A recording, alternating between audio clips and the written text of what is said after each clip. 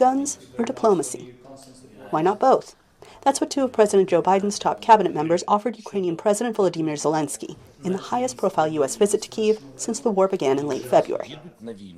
Ahead of the Sunday visit, Zelenskyy warned the officials to not show up empty-handed. They didn't. Secretary of Defense Lloyd Austin announced $713 million in military financing for Ukraine and 15 allied and partner countries. And Secretary of State Antony Blinken said the U.S. would reopen its shuttered Kyiv embassy.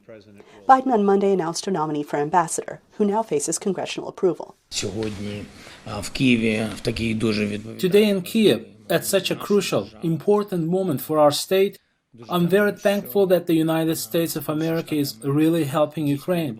I would also like to thank President Biden personally for his personal support of Ukraine. Blinken said the visit came at a key junction in this conflict, now in its 8th week. This was, in our judgment, an important moment to be there, an important moment for Ukraine, for the war, an important moment to have face-to-face conversations in detail about the extraordinary support that we provided, security, economic, humanitarian, as well as the massive pressure that we've been exerting on Russia, and then to talk in detail about how we carry that forward across all of those fronts.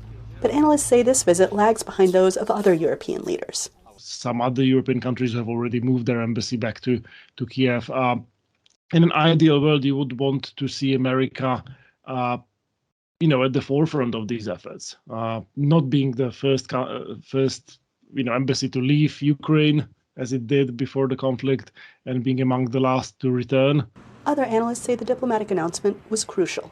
Even on a short-term basis, sending diplomats on overnight missions overnight trips to Lviv to staff up a consulate there, that's a real tremendous show of support to the Ukrainian government, to the Ukrainian people, that the U.S. commitment is still there. The White House said Monday that the assistance would continue, but might vary as the conflict progresses. In terms of what the next package will look like and what will be passed, those are discussions and recommendations that the president will get from his military leaders. We'll have those discussions with Congress. I'm not in a position to put a cap on it at this point in time.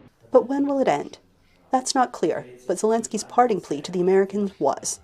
The U.S., he said, needs to be a leader among the future guarantors of our country's security. Anita Powell, VOA News, the White House.